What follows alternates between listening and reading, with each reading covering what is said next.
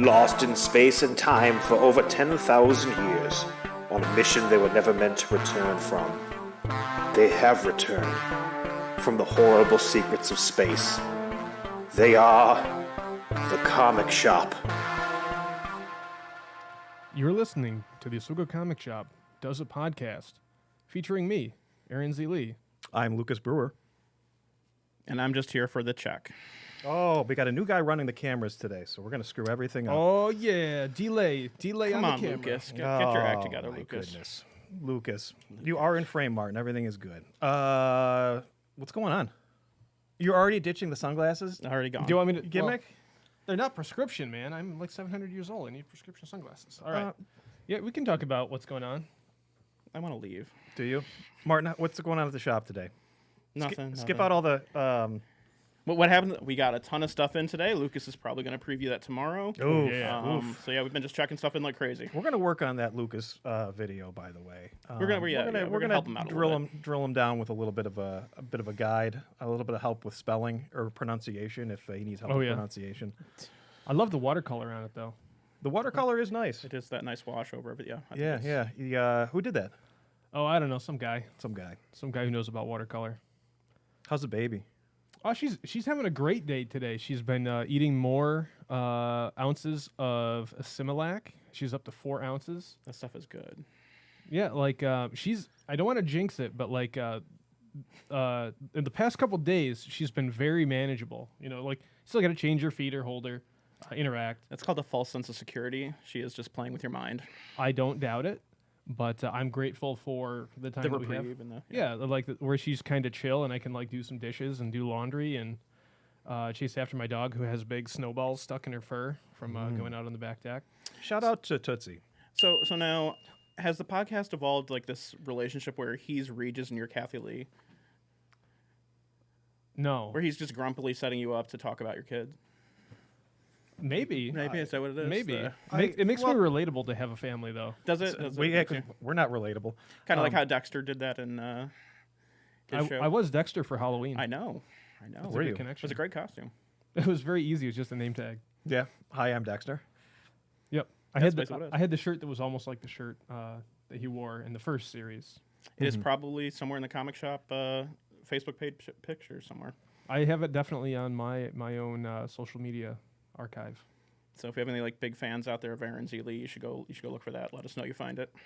I don't know if I've gotten to that level just yet. What else have I been working on? I'm getting very good at holding Lucy with one arm and working on drawing with the other arm. You did a kayfabe ringside seats that you sent me some pictures of. Oh, yeah. I mean, I always love doing that.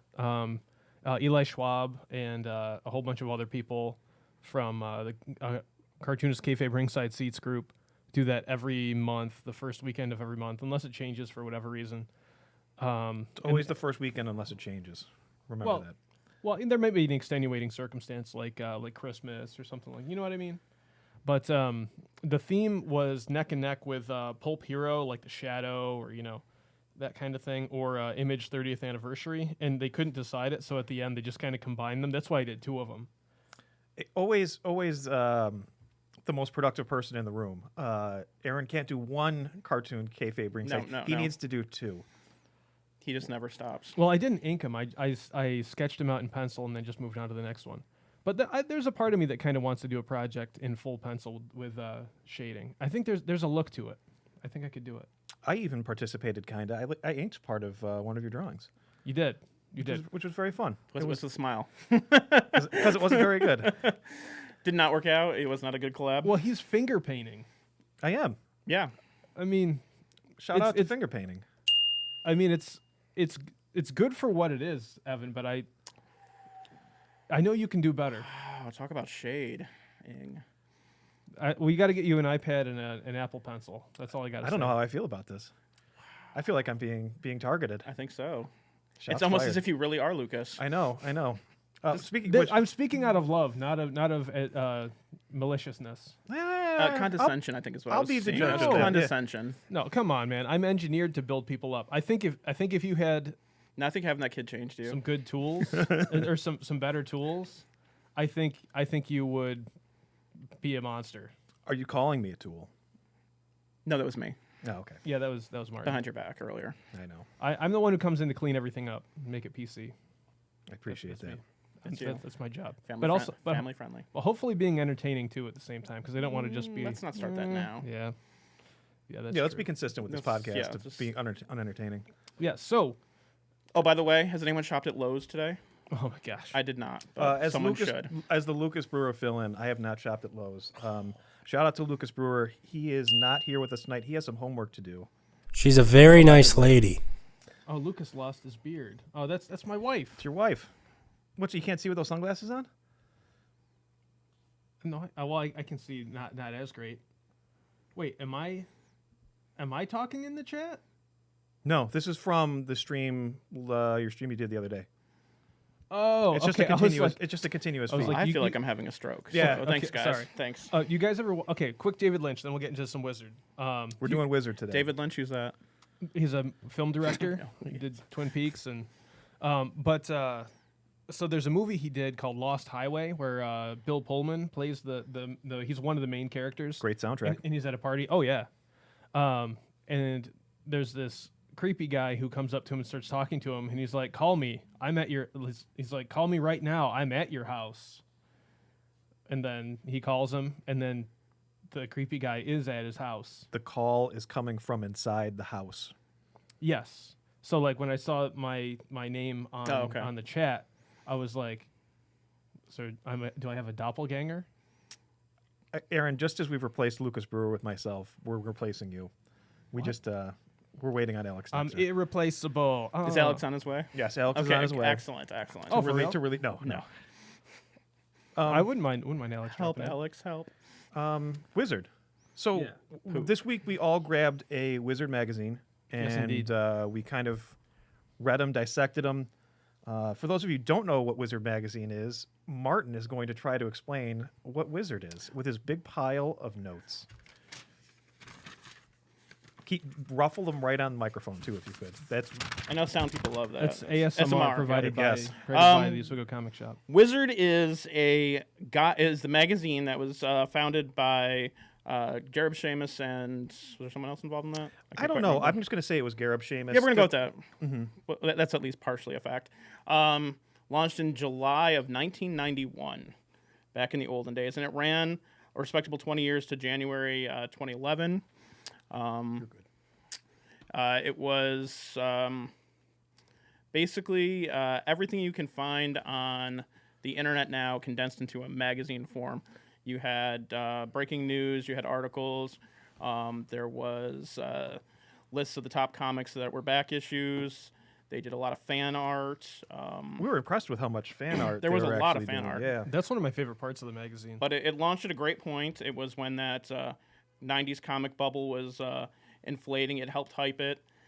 It heavily supported books from Image and Valiant, maybe a bit unfairly, and skewed into their own benefit. It seemed like a lot of pay to play, where if you're, it seemed a little dirty, I guess. Yes. Yeah. But high-end production values. It had great paper, great covers by a bunch of different artists. It was selling like 100,000 copies, which is insane now. Nothing can sell that. It had at one point it had something like 3.67% of the market share of all comics.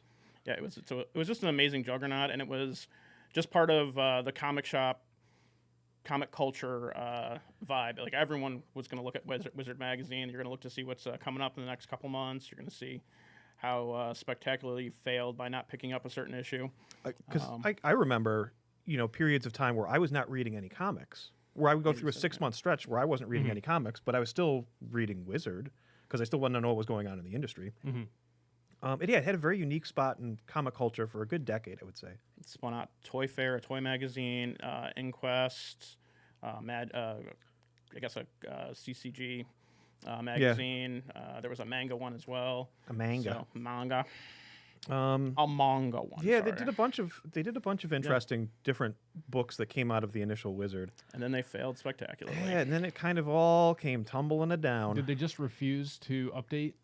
No, I think a lot of the problem was there was a lot of internal problems. Like they got rid of a bunch of the guys that were responsible for the feel of the magazine. They wanted to make it a bit more serious at one point. They skewed it more towards entertainment. They skewed it a lot kind of towards forgetting, entertainment. yeah. And I think that's where it started to lose people like me who were like, I just want to read about comics. Yeah, I wanted that. I'd go to Entertainment Weekly if I wanted to hear about Lost. 400 articles. Yeah, but comics-related entertainment Yeah. is definitely still fair game. Yeah. Yes. Yeah, so there's some background on... Hey, so let's look at this wizard here. I know it's kind of tough for Martin to see. You can kind of see up on the screen over there. I'll just snap. Okay. Now I'm going to switch to my, Good. my real glasses here. This is a bit over. Now, is this... Well, I just need to see. What is this character on the cover? I don't really recognize. I think this is Shadowhawk by Jim Valentino. I see that, but he's like wearing like a yellow... Okay, I like it. Might I just like be it. a variant, like Okay, a different action figure for them to sell I'll go through with that. Todd Toys. I'm making a lot of references right now. You are. A lot of 90s references. Yes. Well, I mean, this book is from 1994, July 1994, number 35. I picked this up out of the Wizard stack because July 1994 is when I'm like all in on the Wolverine comic. Now, do you like Wolverine? I still do. Funny, I stopped subscribing to it. Oof. Yeah. Well, Yep. it's a love-hate thing. It's like, You don't like the vampires, but you like the Wolverine. well, I like vampires. It's all in the execution. And we'll talk about the era of Wolverine that I like, because that's something that they talk about in here. That's why he's on the covers, because they try to piece together what they know about the history of Wolverine, which is kind of a cheap article, but I still like it, and it has a bunch of pictures from different issues that I do like. Cover by Mark Texiera with digital inks. Who Mark Tex he's a very inky artist. He's got a book out right now, Knighted from not gonna say it. It's like AWA. Is AWA? I think it is. Yeah. That's Mark. I just put I always back in pronounce like the baseball player, Mark Teixeira. I didn't realize that was his book because we ordered quite a few copies of That's that. why I It's got sold it. it's sold very well. Yeah, I guess I should pay attention. to that. I love his stuff. He came up on, well, I mean, he probably did stuff before this. In fact, I know he did, but Ghost Rider was his big breakthrough. And he is my Ghost Rider artist. Like, to me, he is the Ghost Rider artist. He did a run on Wolverine, which is also spectacular. And I'm so happy to see him back on Knighted. That's so cool. And the book is pretty good too. Like, I've enjoyed it so far. All right, let's go. All right, here we go. So if we start off with some Bart Sears ominous press, but like I know it's hard to see on camera, but like the logo is like red on red, so it's hard to read. So it looks like onion press, which I was looking through that, I was like, wow. The 90s. Is Bart Sears a local guy? I don't know. I don't know. But I mean, the 90s were the beginning of desktop publishing, and also like there's a graphic designer named David Carson who would kind of like chew up everything digitally or traditionally. Like his graphic design style is very kind of everything and kind of messy, but in a good design sense. And I feel like people saw David Carson in the 90s and they were just like, yes, but then without any taste. We got some young blood here, Rob Liefeld. This kind of like vaguely from above angle, but like this could easily just be like, it's very close to just straight on. But you know, I do stuff like this too, where it's like not quite right. So it's very dynamic. It's interesting. I like that picture. And then we got some long vertical panels, some more long vertical panels. Somebody got hungry and ate this. It is a chewed up book. You're right. You were mentioning this last night that like there were just random things cut out of there, but it's also like stuff that doesn't make any sense. Like I love that Dev's cut up and yours still has like all the coupons yep. and everything and the poster intact. Spoilers. And so we've got your Jim Lee Wolverine, your George Perez Maestro, I think. And then Maestro, new #1 coming out this Wednesday. Azrael. Oh yeah, look at that. Everything old is new again. Shout out to Maestro. Something I was discovering when looking through mine. And then we've got, your letter here, Fabian Nicieza growing a beard, talking about how Gambit's powers work. The production value in these wizards is not bad at all. No, especially production the time period. Yeah. There was an article in here that I thought was kind of funny. Somebody wrote in to say that they only like Todd McFarlane's artwork, and they really stressed that they do not like his writing. And they really talked up Howard Chaykin's Power and Glory, and I have some of those because I was able to pick these up from like a mega sale where they're just getting rid of these things. Oh, this one's actually still inside the poly bag. In the poly bag. Oh, you don't want to open that. That's I don't want to. That's gonna get that slab. Kill That that might be worth value. $3 or $4. It's gonna be worth tens of pennies one day. But Howard Chaykin, kind of a cool creator. I like his. I mean, his style here I enjoy more than his more modern thing. I don't know what happened in his inks, but there's just something weird about it. Do you concur, Doctor? I would say yes. I mean, it's still not. It's not bad. But No, it's no. just. It doesn't have the same charm as this. Let's tread it easily because we don't want to make Mark Lavonie mad. He's a big Howard Chaykin guy. I mean, I like Howard Chaykin too, I do too. but I Don't hate us, Mark. I hate to be the guy who's like, I like their first album better, but it's what I'm becoming. I'm sorry. I'm becoming what I hated. Better than Frank Miller's current looks. I do kind of like Frank Miller's like real wild. He's getting wild. That's for sure. All right, let's keep going. Anyway, we're just cruising through here. I don't. Ooh, some envelope art. This is always fun to look at. So we got Juggernaut, the unstoppable force with the immovable object, and then we've got Beavis and Butthead blocking the optic blast. Cyclops and Wolverine mashup. Pit versus Spawn. That one's fun. And I think this is Felix the Cat and Batman. But I always love to see the fan art. I wonder if they kept that going longer into the run because I completely forgot about it until I turned that page. I'm like, whoa. And here's another thing Envelopes. worth talking about, which is the Sam Keith one-page ad for Cadillacs and Dinosaurs. A Cadillacs and Dinosaurs drawn by Sam Keith. It's Wow. just the cover. Okay.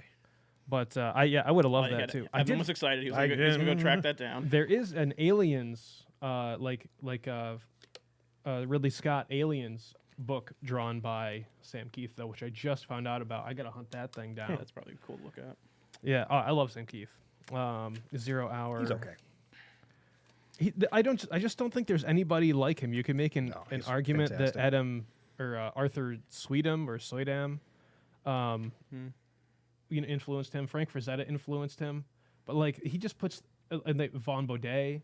You put all that in a blender and like splatter it with ink and watercolor. So much watercolor, and then you get Sam Keith. But anyway, yeah, I thought like why did you cut this? Why did they cut this? Yeah, that's Doesn't such a make any random sense. thing to cut out. You guys like Stephen Platt Prophet? This guy didn't. Whoever cut this up. I remember one of my favorite Wizard covers ever. I was in 7th grade in study hall or whatever, and it was the Prophet cover where you had to count the gun shell casings. Yeah, that's and the- if you Oh, and okay. then you Is that the contest? Yeah. you count Okay. you count the gun shell casings, and then you sent them a letter. And I don't know what the prize was, but I remember sitting in study hall in 7th grade counting the gun shell casings and like Pre-Columbine. pre-Columbine. Oh, Yes. jeez. Yikes. There's a lot of stuff that you probably wouldn't Yeah. do now that we've noticed in their couple issues. There's some problematic stuff throughout the early Wizards. The interesting thing about this was Stephen Platt, who's from Toronto, Ontario, art student, was drawing Batman and Wolverine in class, but not reading the books. And then a friend of his was like, "Oh, you should draw comics." So he went down to New York City to just show people his stuff to see if he could get a job.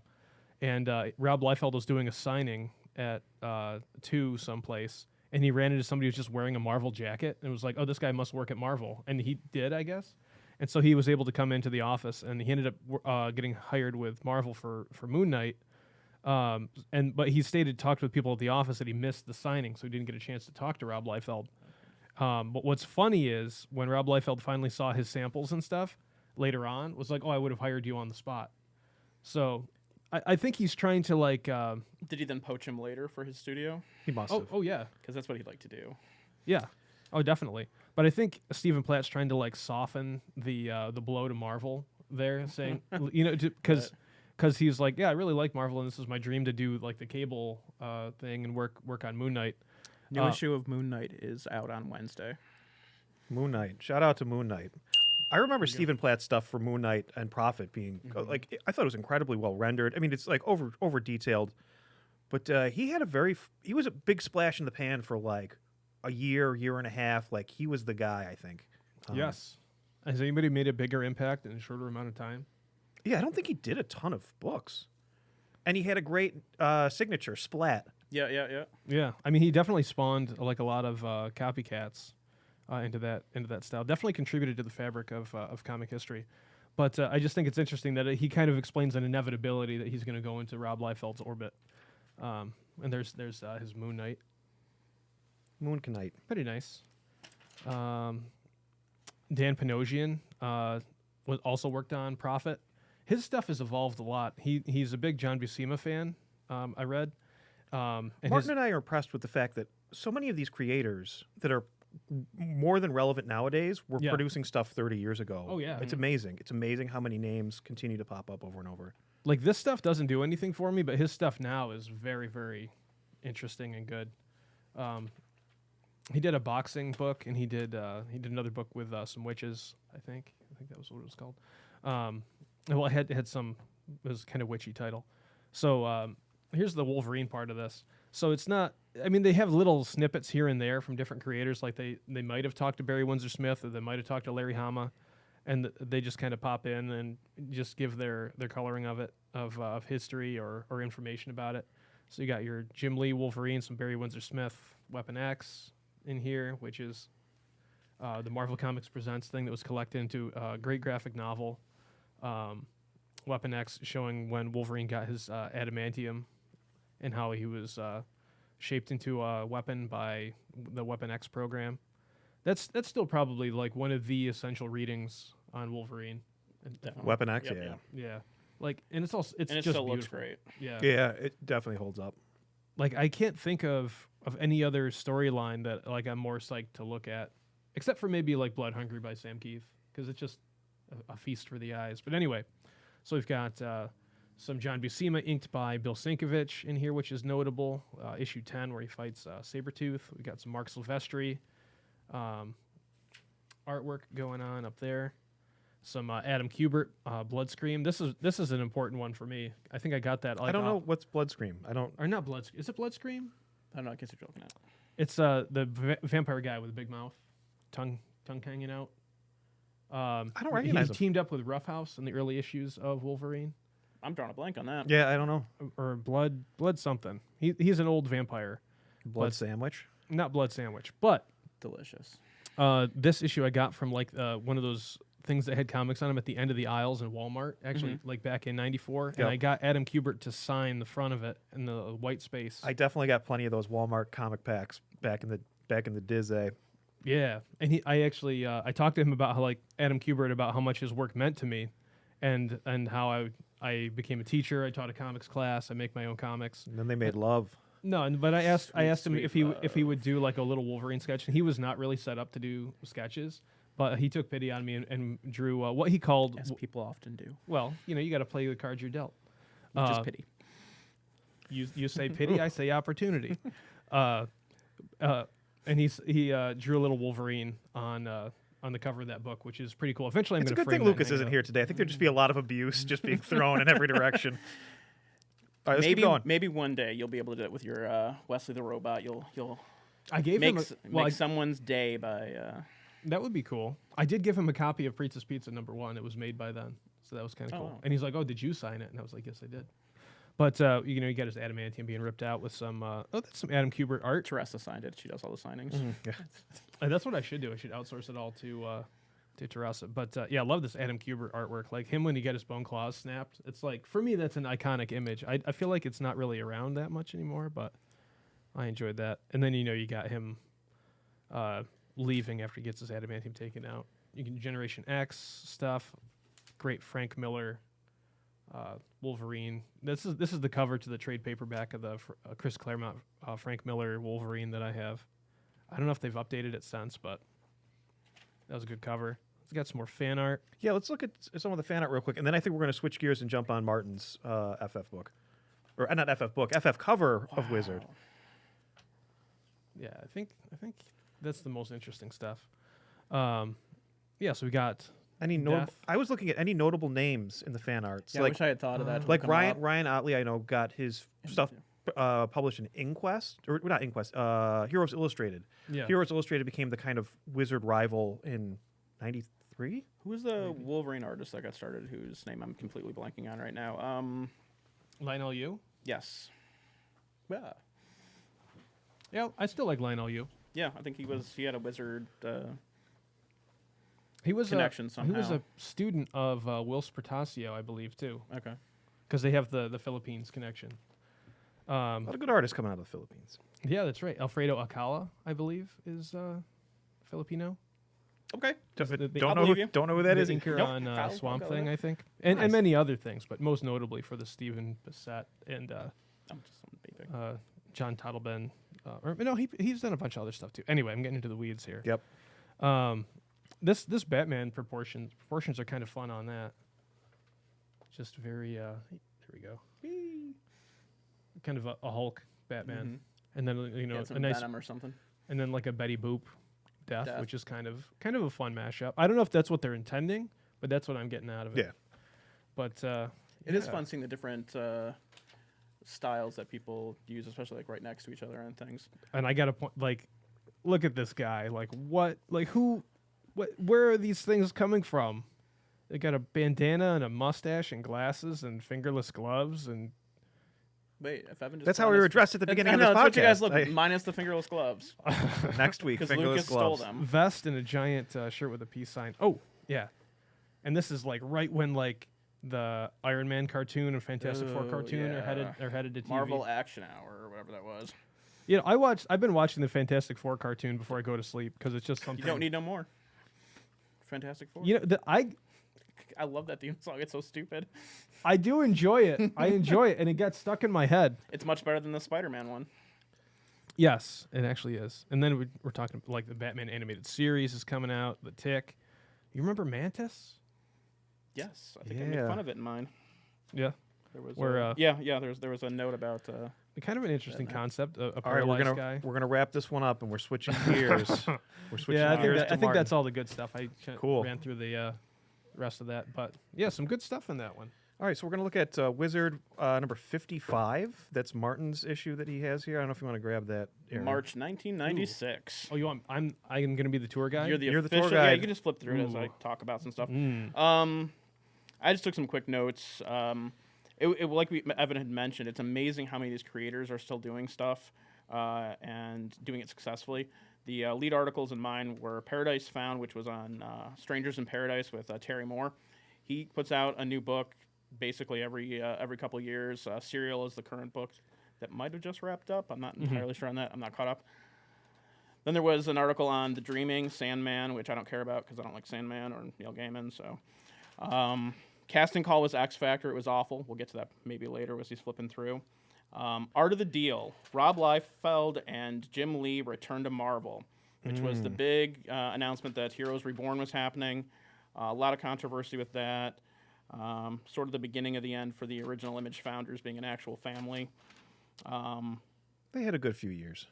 And surprisingly, there was a lot of talk about how people were upset that they were redoing Captain America because Mark Waid and Ron Garney. Thank you. Run was being well received. Also, the sales figures on those books, which I found if interesting. Lucas was here, he would definitely comment on that Vampirella, and he would say something would. like, She's a very nice lady. Oh wow, Got that. impressive. The It's a Casada cover. Yeah, because the sales in the top 100 for the Fantastic Four, Avengers, Captain America, and Thor were in the 60s and 70s out of the top 100, which when you look at that list, I don't know what page it's on later on, but it's really not as bad as I had thought it would have been for Marvel being so panicked. There were lots of DC books that weren't even in the top 100, so I found that interesting. We also had an article on the Crow sequel, which was titled The Crow Must Go On. Which I thought was awful pun. That's terrible. And if you know anything about those sequels, it really did not need to.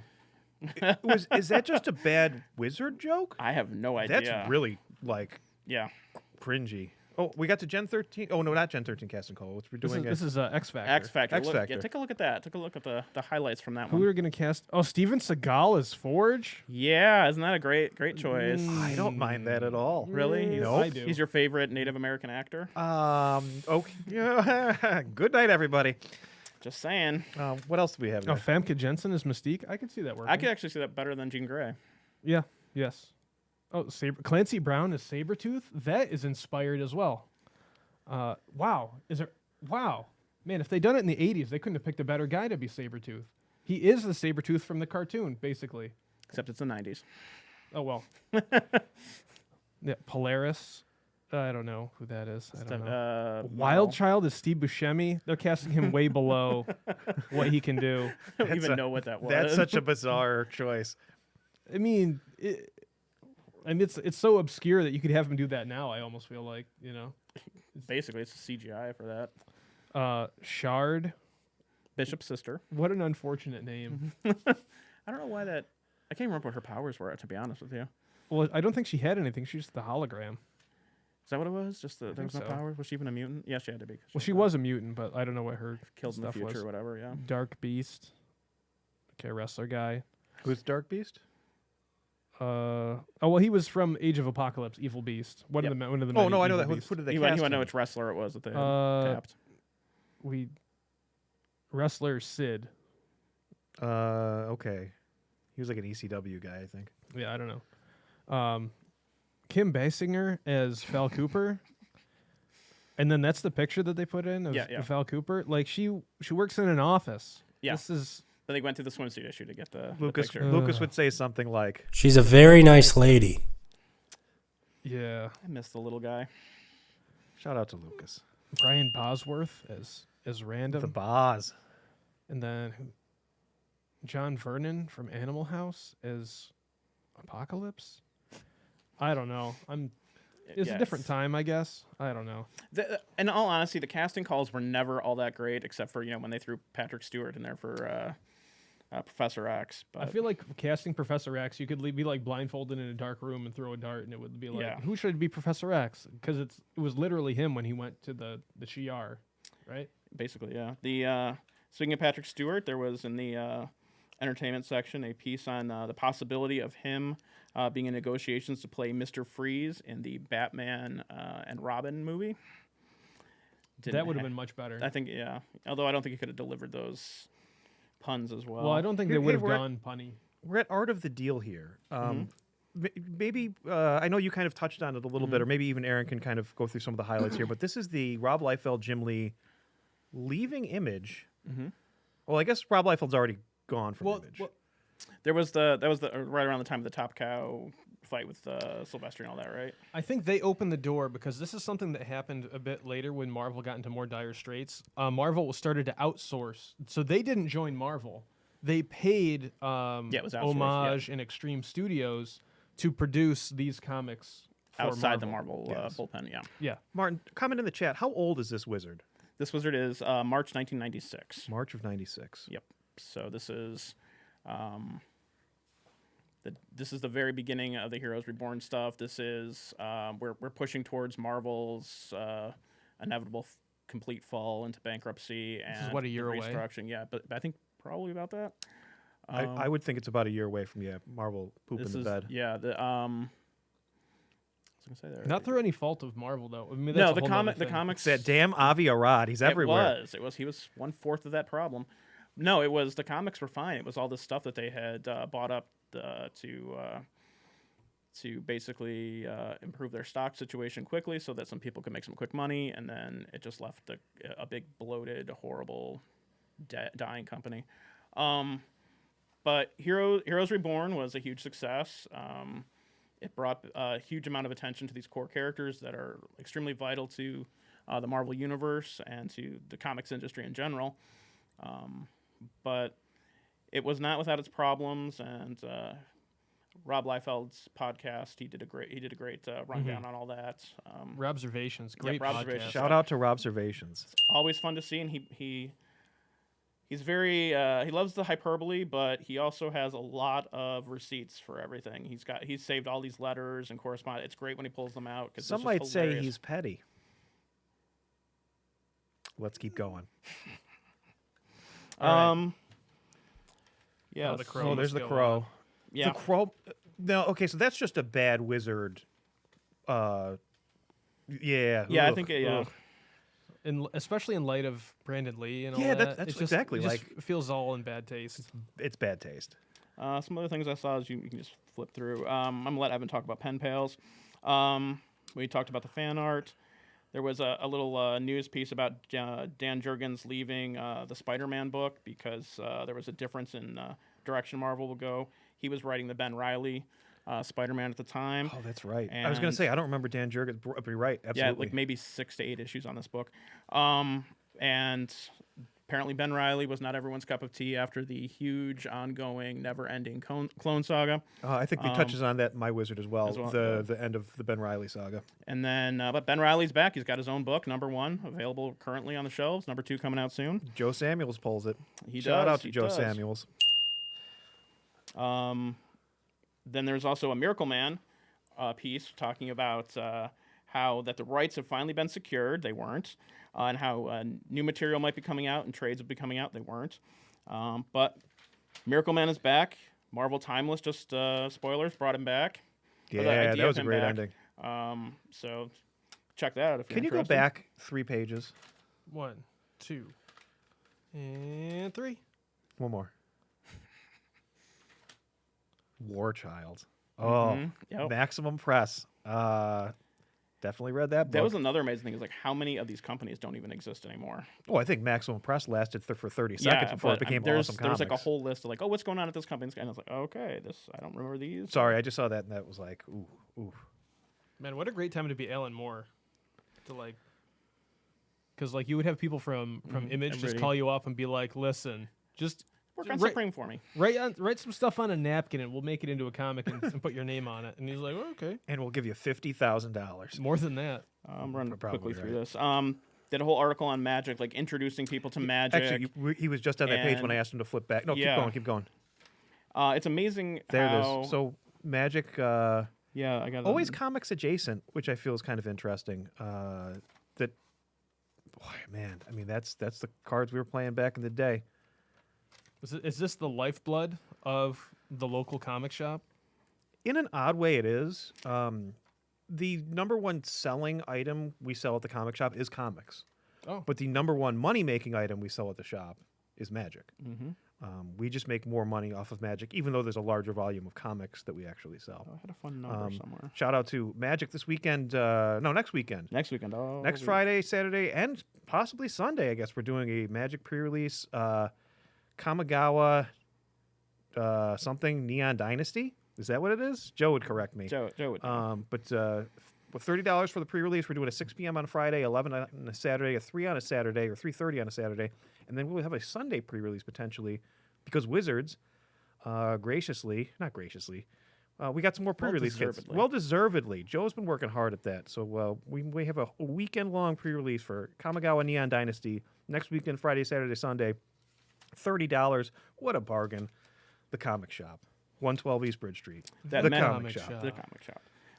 That Magic article was talking about how the CCG market went from a non-existent thing to a $2 million enterprise in just a short 2-year period. In that magazine, there were 6 superhero-based CCGs coming out that month. Which What was the Marvel one? Overpower, which I just found all my cards from that we just uncovered. So Which is odd, being a comics guy and a Magic guy. never having. I never played Overpower, and it never interested me. But I want like the Star Wars CCG. Which you bought and never played. There were several other CCGs that I was kind of into, but like I would think Marvel Overpower, that'd be like right up my alley. But I don't know. Can you flip to page 55? Oh, no, it's not page 55. I think I got the page number wrong. It's the fan art section. Yeah, actually, we're on Yeah, fan I'm art right here- now. I'm here right Can, now. Yeah, could you it's just beautiful. highlight that American Made? Yeah, The American Cindy made. Crawford American Made. I think that is a pseudonym there for. I just lost the guy's name. I was going to make fun of. Lucas would say something like, She's a very nice lady. Who's Potentially. the tracer artist you don't like?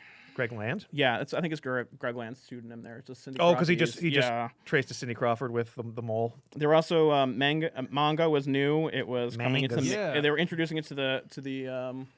I was going to bring She's that a up very nice lady. as well. Yeah, new manga, and then you've got all of the X-Men characters, X-Men female characters done in the manga style. Something that's still very relevant today, I feel like. Definitely. Like there could be fan art that looks just like this being cranked out right now. Now they were talking about a show called Strange Luck that they say has succeeded where Mantis and VR5 failed as the lead-in to the X-Files. It got picked up for 4 additional episodes for 17 total episode commitment, which back in the day was not much since most shows were 22 to 26 episodes. Mantis was on Fox. Yes. And apparently it was a failure. Does anyone remember Strange Luck? No. I do not either. I'm going to probably look that up later. And you know how much X-Files I watched? All of it. So that's Yeah, surprising that doesn't ring a bell. I can't believe how huge X-Files is right there. It's like in the top 10 most popular comics. There's like 3 of them or something. That was and- Charlie Aldrod. What's his name? Walking Dead. Yeah. First big thing. He was the Adlard? X-Men artist. Or the Adlard. X-Files. Or X-Files. X-Files, X-Files. Thank you. There's also in the action figure news, there was the talk of Playmate's releasing their Savage Dragon line for Oh, $6 we're to on it. $8 a piece, right on there. What a weird line of toys. Jim Lee's TMNT. Jim Lee's Teenage Mutant Ninja Turtles and Eric Larson's Savage Dragon No Leonardo. mushed together for no particular reason. Like, you can tell they're saving money To get too. them out, yeah. They literally have two of the same dragons, just with a slightly different outfit. Like, When they were making that Ninja Turtles deal with Eastman and Laird or whoever owned the rights at the time, they were just like, oh yeah, and we'll do action figures too. Is that kind of the vibe? Yeah, I don't quite remember. I in our observations, he touched on a lot of the toy deals, but I don't really recall much from that one. They also, in the video game section, reviewed Goldeneye, and they loved it. Goldeneye, classic game. Shout out to Goldeneye. I remember that. Let me speed along. I'm also amazed at how much like trading card stuff is in there. Yeah. To the point where I thought by that point that was all in the decline, but I guess not. Super Mario 64, so great. Oh, Vampirella number half offer. We can still get it. Yes, you can't. She's yeah, a Batgirl very Comics nice was lady. popular then. DC versus Marvel, they were talking about the, like I said, the Captain America controversy of whether or not it should have been taken away from that creative team. The top artists are basically people who are still working today, and it's I think like 7 or 8 of them are like top tier artists still. Well, not Joe Madureira. He's nowhere now. But even the writers, it's Neil Gaiman, Peter David, Kurt Busiek, Mark Waid, Garth Ennis, Alan Morse, Ron Mars, James Robinson. I wish he would do more stuff. He just did something that was critically acclaimed not too long ago, kind of like a quasi-autobiographical thing with a supernatural character. You know what I'm talking about? I don't remember the title of it, but people like that. He did that recently. Yeah, there was some. They were talking about how outrageous it was to charge $3.95 for a comic. How are people going to afford that? I would hate for them to see right now what's going on. Then my last little thing is page 122. Nope, I'm gonna go back. If you could just read to the left. Top 100? The Market Watchers? Yep. Could you read the top, the very first entry? This is for Evan. All right. Does it really make a difference if the signed comic comes with a certificate of authenticity? Certificate of A certificate of authenticity. Yes. A certificate is indeed a valuable commodity, because if you don't have one, there's no proof you didn't sign the bugger yourself. The certificate adds 3 to 5 times to the value of the signature. By the way, check out our new autograph price guide in this issue and let us know what you think of it. So there you go, Evan. When you go to price things, you now know what to do with those autographs. I actually didn't listen to that. I know you didn't. I You was were typing typing. in chat, You were so, typing. but So- you'll have to refresh me later and we'll figure that out. Typical comic shop right here. What? Yeah, whenever I'm done. Whenever I get stuff signed, I don't get a certificate of authenticity because I just care about the. Right. the It's author. not Yeah, for the, I mean, not for the creator. sale. But that when you're dead and your daughter has to sell your crap, she's gonna want to know what to do there. So I won't put that on her. I will. I'll I'll leave her a note. I'll go. you'll put that burden on When your dad's dead. Oh God, Wow. this took a dark turn. Well, I didn't say she was gonna. She's 86 at the time I'm giving her this Post-it. Okay, how's that? And Martin's 140. 'Cause I'm not gonna. He's still around there, just waiting in the wings to Hey, yell. let's move on to my wizard. Yeah, okay. We've run out of time, Evan. Yeah, we've run out of time, unfortunately, ladies and gentlemen. So I'm going to start right with the cover here. What's the cover price on this? the cover price is $4.55. What kind of price is $4.55? Not $4.50. $4.55. Probably what like a weird price. One of those weird interim things where they're trying to adjust it up to the but $5 but you're going to point. adjust it by a nickel? Like, come on, man. All right, let's keep going. some Mike Waringo on the cover. Little there. Mike Waringo. Aw. Oh, shout out to Mike Waringo. Yeah, pour some out. Pour one out for the homies.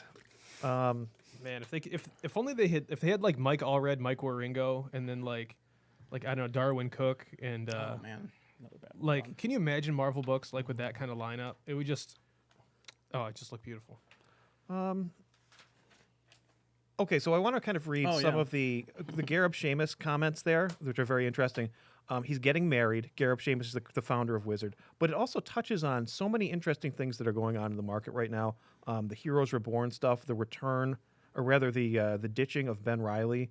There's also some other things in there, Aaron. Do you see anything else that's interesting? I just felt like it was, a lot See of if I can read it. interesting things going on at that period of time. most anticipated. There's a Spawn title release. Man, it is dark. Alex Ross is doing Kingdom Come. Yes. That's just again, Marvel's Kingdom Come, 2 of the pinnacle books. All right, cool. Green Lantern with Ron Mars. Yes. Kyle Rayner. Suck it, Hal Jordan. Magic Words. We're going to flip one more page here. Now, at the bottom of Magic Words there's a Pen Pals column.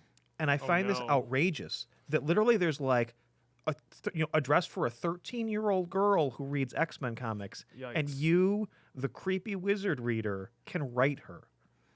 How on earth did anyone in editorial think that was a good idea? When you pointed this out to me, I looked at mine. I'm like, oh, okay, yeah. There's like a 16-year-old girl. There was an 18-year-old girl. There's a 13-year-old kid. Yeah. In this, there's a 13-year-old girl's address. Yeah. It's like, like what on earth are they thinking? That's just insanity. I feel like you're just leaving yourselves open to like so much liability here. Oh yeah. But anyway, It was a more innocent time. Yeah, was it? No. Maybe it was. Knowing what we know now, we it was know. not. It Yeah. was not. I was just thinking about like John Kay and stuff like that. New But let's not Deadpool go book there. in there? Who's Oh, doing that one? Some Ed McGuinness. Ed McGuinness, little Joe Kelly. Yeah. Which I feel like that was before 96, but maybe not. No, that was right after the heroes disappeared. For Heroes Reborn. Yep. Because that Thunderbolts, I love that stuff. That was great. There's for a me. Thunderbolts thing in here too, I think. I think the last big surprise in the comics was probably Thunderbolts number 1. Letter art, that 4th place letter art right there. What's his name? Jack Montmeat. Jack Montmeat. Apparently, I looked him up. I was curious if any of these artists went on, cover artists, letter artists, fan artists, went on to do anything. And he has a website where he's a super professional illustrator, does like photorealistic oil portraits and things like that. So it's just so funny to think that here back in 1995, 1996, he's drawing Spawn on an envelope and sending it to Wizard Magazine. And now he's got like a residency somewhere, as a 40-something-year-old guy who's doing just like beautiful, beautiful fine art. The Marvel Tryout book. Do we know anything about this? I can't even figure out who won the Marvel Tryout book. Can because see yeah, that give real it quick? to him. I just want to refresh my memory on that. So this is Okay, I something do that remember Mark this. Bagley won back in like the Late 80s, the early late 90s. 80s, Right. mid 80s. The original one, yes. And this was a return to that. But I couldn't figure out who actually won. Look into that. Yeah, I do remember that cover, though. right? So it was one of these things that Aaron and I were talking about the other day. Oh, actually, this has all the inserts in it, too, which is kind of funny. Yeah, we'll keep going. Get it on camera, though. Oh, if I had seen this on the shelf back in these days, I would have picked that up. I don't even know who Ballistic is. Is that a Mark Silvestri? Was Ballistic, is he like, I can't tell, is he like a black and white costume? It's a lady. Oh, it's a with lady. guns. If Lucas saw her, he would say something like, She's a very nice lady. What was that? She's a very nice lady.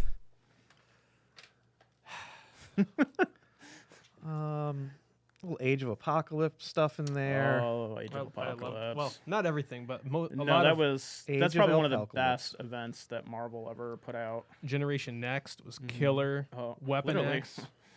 Yeah. Weapon X was awesome. Has there been a more metal interpretation of Wolverine since? No. I'm just thinking about the scene where he's jumping from the helicarriers and they're all on fire.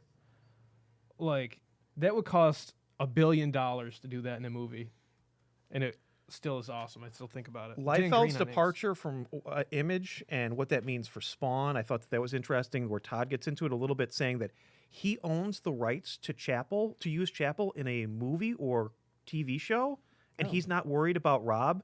He will retcon it in the comics at a future point. But I thought that was kind of a ballsy thing, claiming that, nope, I can use them if I want to use them. I feel like that would be all sorts of legal fiasco you'd be in. Well, as we all know, Todd McFarlane never got in any legal trouble of any kind. That's very true. He twisted himself right out of that, Tony. Okay, so there's Marvel. Let's would-be Poirot's Tryout again. Can you read a sentence or two of that? Yeah, I want to say something else about the... real quick, Heroes Reborn, the Liefeld leaving. For many years there was always this talk about he was trying to poach an artist from, I think, Silvestri's Top Cow, and they never said who it was. And I was very curious. And just like last year or so, I found out that it was Michael Turner, which I think that is probably a guy who would have been good to wage a war over. Michael Turner, another one left us too early. Shout out to Michael Turner. Integral to Mark Silvestri's Witchblade franchise. Yep. Darkness. Oh, so read a little bit of that Marvel. Yeah. Just a The sentence or project two. that got Mark Bagley a job at Marvel Comics is coming out again, giving wannabe pros another chance to show their stuff. An all-new version of the Marvel Tryout book will be released at the end of October. Like its predecessor, it will serve as a manual for aspiring comics professionals on how to present their submissions to the company, said submissions editor John Lewandowski, who is spearheading the project. Some of the material will never change, Lewandowski said. Other parts have been updated. There's an entirely new section on coloring, including computer coloring. There's a new section on computer lettering, too. The plot has been changed. It's more X-Men oriented. The package includes a plot for pencilers to work from, a script for letterers to work from, and penciled pages for inkers to work on.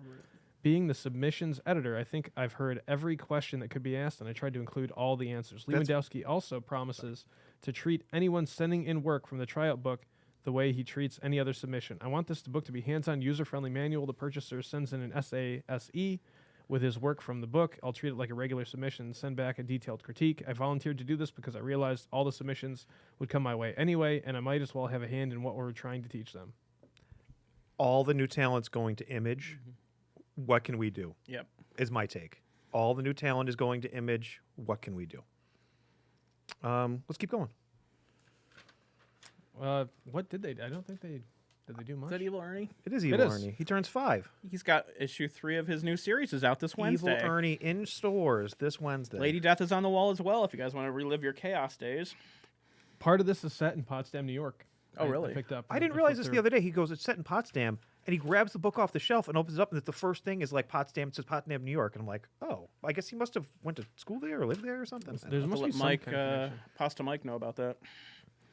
Pasta Mike. Pasta Mike. I don't know Pasta Mike, but let's give him a shout out. Shout out to Pasta Mike. What else? You do saw we a have in Spider-Man here? movie. Superman with him or something. Metropolis. Oh, is this Ted McKeever? Heck yeah. Love me some Ted McKeever. What else did Ted McKeever do? He did Metaphor. He did Superannuated Man, Transit. He did a story Transit. for Tangled Web of Spider-Man. He worked on Doom Patrol after Grant Morrison left Okay. as an artist. He's done tons of stuff. He's since retired from comics, I think. He hit some strong feelings about comics when he left. But I really love his artwork. There's nobody else like him, and we wouldn't get the Mike Mignola that we enjoy now without him. I think his style was so unique that he kind of created the space for Mike Mignola to be like, yeah, I'm going to go in this direction and not be so Art Adamsy about things. Little Mars Attacks Image. Do we remember this one? It was the Yes, Tops and yep. Image crossover. Yep. Great Eric Larson artwork on that, though. He was very involved. I feel like this was his baby that he. You mean great for Eric Larson? Great for yeah. I mean, Yeah. oh, I love Eric. I know you. That's why I'm making fun because I like him. He was very involved in this crossover, and I think he was the only one that tried to take it seriously, potentially. Yeah. which sounds like him. Because I think there was like no other repercussions, and I think a lot of other like Image titles kind of phoned it in regards to this event. But I think he was very much involved. I don't think the event was very good either. Sam Keith would go on to do a Mars Attacks series, I believe. I haven't looked at it, but Oh wait, I think you're right because I think it was in one of the top 10 books to look for or something in my Wizard. Here's a little interesting Earth Angel. little Angela. Does this start addressing the legal issues with Angela, or is this before that? I know you're the one that read it. I didn't read it. I know, right? I was thinking the same thing. This was one of the articles I skipped over because I was like, there's so much other good stuff in here. You were like, this is a Lucas article. Dan Brereton. Oh, Howard Chaykin wrote this too. That was good. I liked that. Arlene actually she recommended that to me early on. I think she's like, you need to read this, and it was good. I think I follow Dan Brereton on Instagram. I love his work. I don't know when I became aware of him. This is my favorite well, there we go. advertisement in the whole thing. Oh. That a very bold visual here. Yeah. If you like urinating yourself, you're gonna love urinating yourself playing the new Wipeout XL. What's odd to me is that the graphics in this game are very angular and like polygonal, but like in a cool way. Like this would hold up now. I think this still looks good. Like I don't know. Love that you're just completely avoiding the guy with the urinated pants. Ooh, is this Hepcats? Do you remember anything about Hepcats? I just remember the name and the look. I don't The remember look anything was about it. The look was very iconic. Not iconic, but very very strong Recognizable, visual. very, Yeah. But I Very think relevant today. Do I want to know?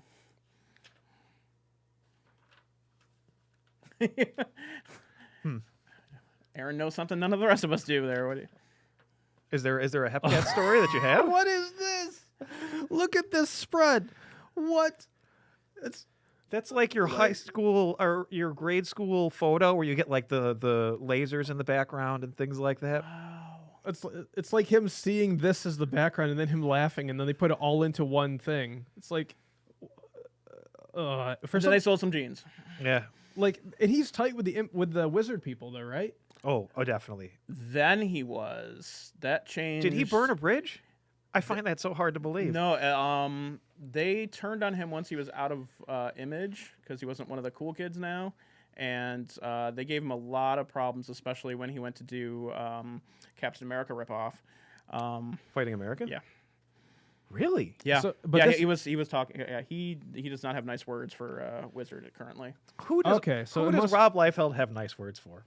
Give me the one person. I think he has kind words for Jack Kirby. Yeah. Okay. He's got He's got kind Mark words. Silvestri. Yeah. Oddly enough. Really? He thinks he's the best of all the image artists. And Well, says he all the is. time and stuff. He is. Yeah. I think he at least got along with Todd enough to do like a dialogue with him on something in a San Diego Comic-Con. I do think they're like brothers that like they fight. Definitely. They have their makeup breakup type stuff. Because I know that like Larson's gotten into it with them, but then all of a sudden there's the we're buddies again and we're all going to do this convention and blah blah blah. And Was Wizard pranking him with this layout? Because this looks like Like they used to steal like Jim Lee's robe at Wizard Cons. yes. yeah, like this just feels like a meme, except a meme from 1996. Well, actually, that's a very interesting point that you bring up because this is all not pre-internet, but it's very early internet, this and is like things like memes didn't exist. But in a weird way, you could go through a wizard and probably pull out any number of Probably a billion memes. of them. This could be a meme right here. Like what? Well, you have your homework assignment for next week. Yeah. Oh, Let's get this trending. I'm not doing it. Oh, hold on. Oh, We got to go back one Dungeon page. Dice? Oh, do we really? Dragon Dragon Dice. Dice, No one's yeah. going to remember this at all. Again, another one of these games that the collectible card game was a thing. So now there's going to be a collectible dice game where each, Which they try a they're- lot. And I was all in for that. And again, another one of these things that I bought several of. I got an exclusive, whatever, and then the game never went anywhere. Dragon Dice, though. Shout out to Dragon Dice. I'm the only person in the world who remembers Dragon Dice. My wife brought up a great joke here about She did. Yes. it's like a Tiger Beat spread here. It's like this is like the young heartthrob layout with Rob Liefeld. Rob. Ooh. Now the question is, would this have drawn her into comics more had she saw this? Of course, she was like 3 when this came out. Yeah. So What was 96? yeah. No, she's older than 3. We're not sure how much. She was 13. I'm not going to do the math on that. This is Yes, fun yes. with a nun. Pirate Press. How many of these publishers that were there for 3 months and gone? If you can get this for a dime, it's probably amazing. He probably is. Teresa said that she would Would have, have yeah, been yeah. more into it because he looks like Matt Damon. Matt Damon. And she was 8. The Lees are loving that spread. Yeah, both the Lees. But look at this. That's how they're literally- spending Tuesday. Like that's literally a Tiger Beat shot. He has a shirt on. They wear clothes in Tiger Beat, I assume, because like young girls. read it, Teresa, so- did they wear shirts? She was 8 years old at the time. 8 years old. Hold on. We got to stop here. Because Martin needs to get involved in this. We have a casting call Oh, okay. for Star Trek. Can you go through Oh, the Star yeah. Trek people, please? Oh, you want me to go through it? Ooh, No. So it looks like they got Gene Wilder as. No, I'm just kidding. you're absolutely right. It's Bruce Boxleitner. No, why would you have the guy from Babylon 5 doing that? That's wrong. That's wrong. Because we need to confuse it as much as Exactly, yeah. possible. Lieutenant Hikaru Sulu. Sulu. Hikaru. The font choice is like not great on this thing. Jason Scott Lee from Dragon, the Bruce Lee story. That kind of seems like, oh, this guy's Asian. Let's Yeah, make well, him- at least he's Asian, unlike Forge in the last one. Oh, jeez. Oh, I they liked- learned their lesson but fell over their own shoes again. Jeez, guys, come on. What else we got? Pavel Chekhov, Matthew Broderick. What? I don't think that's bad. just for on the look alone. You're not. No. Okay. I like Matthew Broderick. Shout out to Matthew Broderick. Gary Sinise's Bones. I think that's a good pick. Yeah, I think so too. Actually, Lieutenant Spock. Billy Zane. Yeah, Ooh. I'm all about the Billy Zane. Bring it. We need more Zane. that's an interesting choice. Going Why would we insane. Go that way. Yeah, that could be good. I don't mind that one. Put some elf ears on him. I think that's good. Lieutenant Montgomery Scott. Yeah, I gotta Mike clear on McGlone. The brothers McMullen. He can do a Scottish accent. So they just were like, yeah, this guy's Scottish. that. He sounded Scottish in that one film. He can do an accent. Khan, very nearly destroyed the Enterprise. Armand Asante from Judge Dredd. Sure. Okay. Uhura, an iconic role. Really can't screw this up. Oh, Lucas would say something like, She's a very nice lady. she is a lady. Holly Robinson from 21 Jump Street. My wife would know more about 21 Jump Street than I would. Is she qualified? She's an actor, yes. Okay. I don't know about that one. That one's. It's hard to like go back that far too to remember the actors then, but she's on Hang with Mr. Cooper. Oh, is she? I'm pretty sure. Okay. I mean, she And seems that means you nice. can act. As far as I can tell from this photo, she's a very nice lady. She's a very nice lady. Lucas couldn't be here tonight, so we had to replace him with a sound He didn't bite. want to be here tonight. He said, "No, I don't like these people anymore." And we're all we're referencing stuff that was well before he was Exactly. born I as think this well. is probably why he ran away. He's got some stuff going on. We needed a gorgeous blonde babe. Okay. Is it someone from Baywatch? Cameron Diaz. Oh, Cameron Diaz. From that era. Yeah. Yeah. I could definitely see it. Nurse Christine Chappell. Meg Ryan. Very uneven cast here. What? Very uneven cast She here. was 80 back then. That Martin, one, no. what's your reaction to all this, Martin? There was some good stuff in there. There was some really bad stuff, but it's a typical Wizard casting call. Yeah. All right, let's Yeah, plow that's forward wild. for another minute or two here, then I think we're going to call Ooh, it. Oh, Thunderbolts. Thunderbolts. We got to talk Thunderbolts. Thunderbolts, Martin brought up the other day, the last, Yep. one of the last big twists in comics that Kept actually, that so secret. and actually I was trying to think about other things. The ending of The Walking Dead might be a negative version of that. Yeah. Because yeah. Walking Dead obviously caught everybody by surprise when they just ended it randomly. So sad this is a family-friendly broadcast. Yeah. So talk, words. tell me about the Thunderbolts. Thunderbolts basically came. This is a team that filled the void when the Fantastic Four and Avengers disappeared over to the Imageverse, and no one knew who they were. I think they popped up in Incredible Hulk first, and then I think it was an Incredible Hulk. their first issue they come together. They're doing heroic things, and at the end you find out that they're the masters of evil, the Avengers of Villains, led by Baron Zemo, and they're trying to pull the biggest prank ever on the Marvel Universe. And unfortunately for Baron Zemo, the team decides they like being good. And you get some good heroic spin-off characters out of that have been used. You had a great throughout. 20-plus issues of that book? 30-plus At least, issues yeah. of that book? Mark Bagley art. Yeah, that was a solid Kurt book. Busiek wrote it? Mm-hmm. Yep. Yep, they tied in with the when the Avengers came back. They did a bunch of stuff with that. But yeah, Yeah, I mean, great pretty creative team. solid book. Yeah, I don't remember how that book ended, but It ended with Fight Club. What do you mean? Marvel at the time was trying to increase sales any way they could by rebranding certain titles like Ecstatic, X4, stuff like Okay. that. And what they did with Thunderbolts is they made it a cage fighting supervillain thing. It lasted a few issues. Do you remember before- any of that? I don't remember any of it. Me neither. Yeah, Huh. it was basically yeah. I didn't have superhero enough Fight money to Club. get Thunderbolts 2 back at this time. All right, let's keep going. We'll do another minute or two, and we'll call it a day. Spider Sense. Oh, you got some JR. Oh, this is Ugh. now this is return of Heck. yeah, JR is fine. This is we're getting rid of Ben Reilly. What a mistake Ben Reilly was. To which again, 30 years later, there's a call for Ben Reilly. Exactly. So that's such a weird. He resurges like every 10 years or so. Everything old is new again. Shadows. I of liked the Night. character personally. I think that it was dumb to boot Peter Parker from his book. I mean, and then, have it be retconned almost where he wasn't in the book for 20 years. Like, come on. My dad was Spider-Man was his big book. I was never really super into it. Maximum Carnage, stuff like that I would read. So that book Sensational Spider-Man was like basically my gateway into the Spider-Man universe. I loved it after Peter came back. They continued that same feel. Teamed him up with Nate Gray a couple times. Not bad. Not bad. Fabian Nicieza's birthday, same as mine. Oh, mine didn't have a calendar, man. I had everything in my book. Actually, that's the fun part. Stan Lee's birthday. Pull out. There's a couple more inserts in there if you shake that book. Ooh, nice Hitman poster. Hitman, everyone. Great series. Little Batman in the background. Nice, irreverent. Smoking a stogue. Smoking a gun. McCrae. That's something I got to read because I love John McCrae's artwork. I think I have most of the trades, and I think I know where they are. That's cool. Ooh, I think they're actually on the shelf.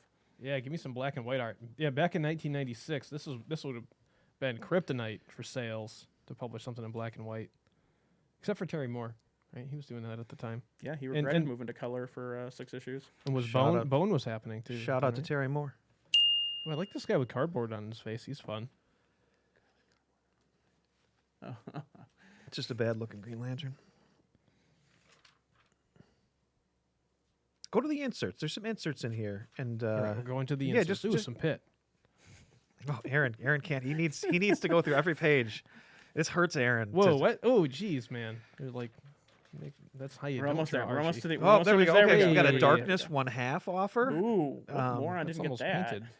Wow, darkness 1/2. Oh, I remember this. It's a missed opportunity. I remember this little goblin on the chimney very well. Yep.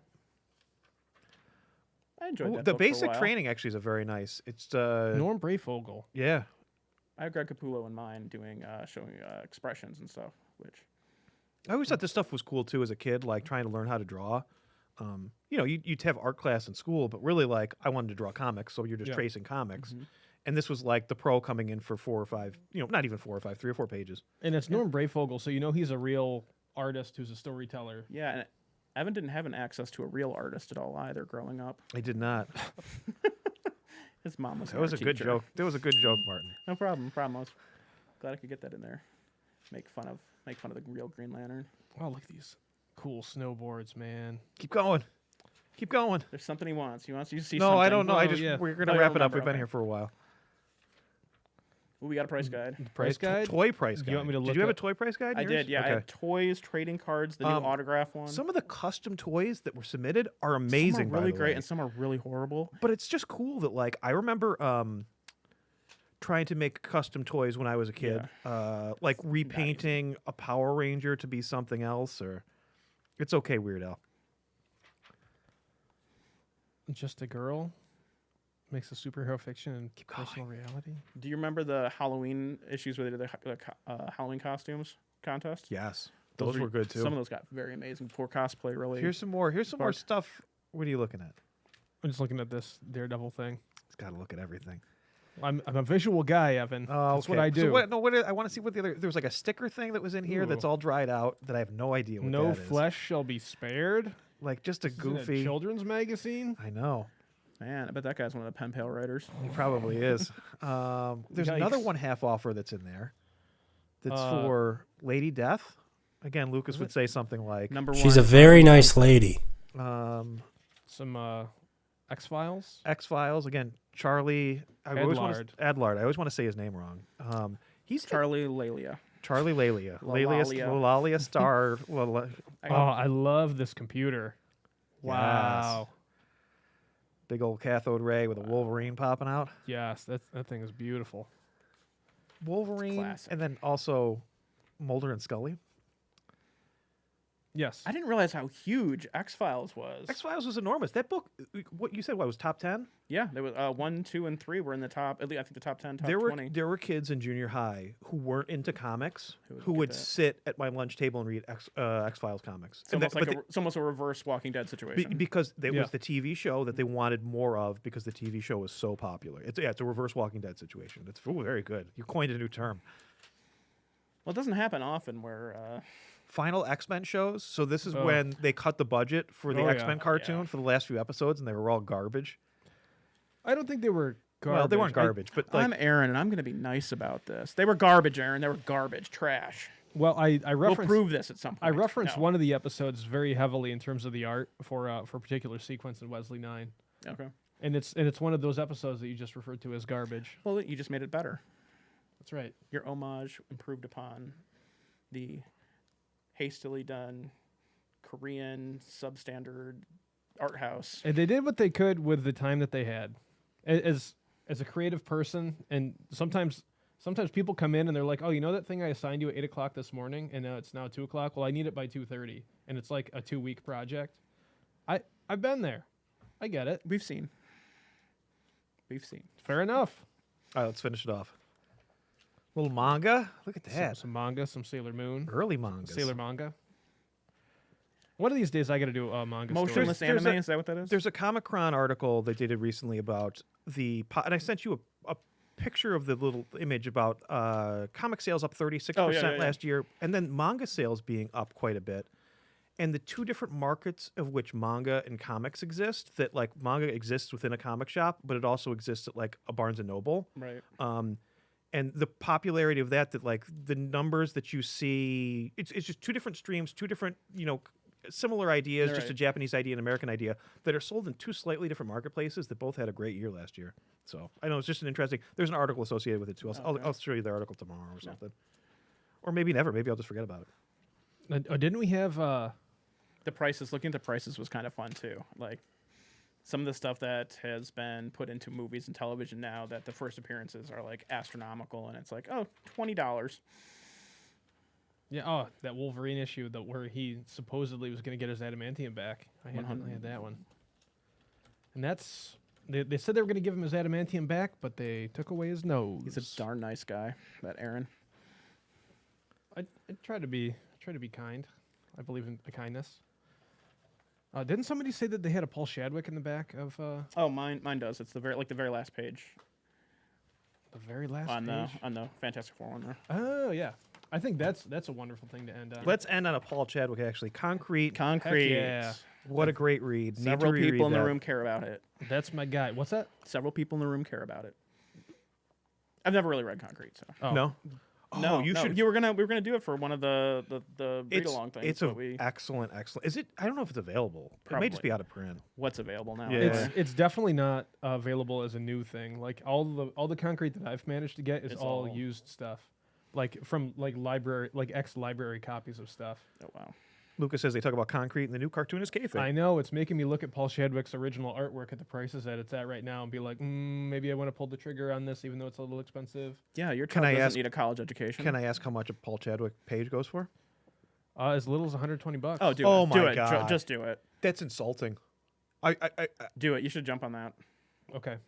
You should do it. I'm going to do it now too. I will not, but I'm going to encourage you one both that I to. want. But anyway, Paul Chadwick did Concrete, and The World Below, many other things. 7 Against Chaos with Harlan Ellison, probably most recently. A speechwriter gets his brain swapped out into the body of this giant hulking creature, basically his own version of the Thing, and it's much more psychological about like what he goes through, like living as that, and like. The mundane reality of like having to sit in a chair made of cinder blocks because you're too heavy to sit in any normal furniture. But awesome the stuff. Inability to have, kind of a thing too. The inability to have a relationship or be with a. She's a very nice lady. Be with a very nice lady. A very nice blind sculptress who. And well, there's a woman that's the object of his affection throughout the thing. Man, he's 38 at this time. Wow, he's so good. What have I done with my life? No, you can't. There are just people who are just.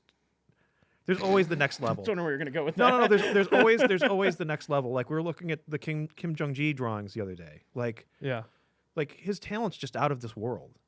That like, it's so rare that you find people like a Paul Chadwick or a Kim Jong-gi that can just produce just beautiful art on a very consistent level.